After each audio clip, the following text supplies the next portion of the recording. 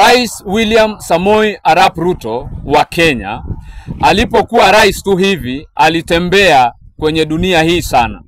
Alipokwenda Moscow, baadaye Marekani, alafu akakwenda Paris, Ufaransa, aliteta sana kwamba marais wa Afrika wanawekwa kwenye basi za shule kama wanafunzi wadogo ama watoto wadogo.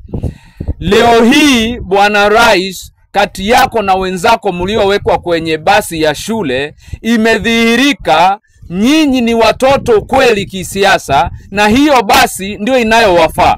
Kwa nini?